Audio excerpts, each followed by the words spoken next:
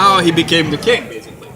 His father died when he was 10 and handed over the crown to him. A small detail is that there is actually a gap between the head and the crown, because his father died when he was 10, but he wasn't crowned until he turned 17.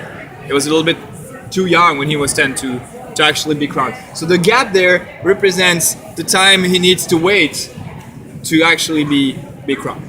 But again, that is a long time ago by the time Vasa was built.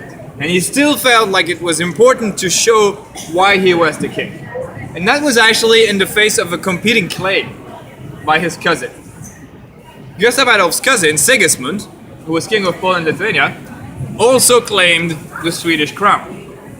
And Gustav Adolf had to prove that he was the rightful king of Sweden. And he had to prove that he was more powerful. Which brings us to Vasa itself.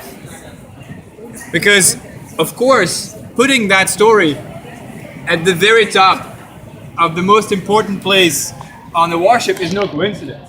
Vasa was built to represent the king's power. Vasa was built to show Sigismund, his cousin, and everybody else who doubted it, that he was the rightful king of Sweden and that he had the means to back up his claim. Okay? And that explains why Vasa was built in this particular way. Vasa was built with about 700 carvings to show the king's wealth, influence, and so on, and with 2 gun decks to show his military power. The two-deckers, as they're called, were a relatively new type of ships at the time. There hadn't been many two-deckers around, so warships with 2 gun decks.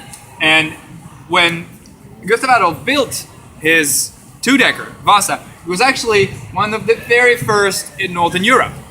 The first one in Sweden, one of the very first in Northern Europe. So that set him ahead, that put him ahead of everybody else, and especially of his cousin, which was perfect for his propaganda. He was a very modern, forward-looking king. That's what he wanted us, or the people back then, to think of him. Okay? So a huge warship with a lot of beautiful carvings and 2 gun decks full of very powerful 24-pounders. Very good idea.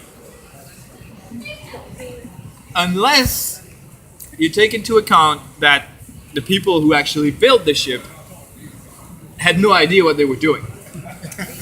They had very few ideas.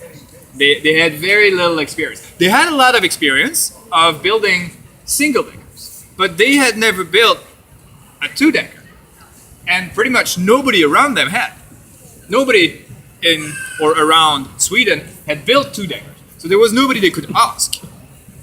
Add to that the king was rather impatient and put pressure on them, and then you might start to realize how those mistakes we're going to discuss a bit later on were made. They had no idea, but they were pushed forward, so they were rushing forward into the unknown, which is not always a very good plan. Actually, it's more often than not a very bad idea. All right?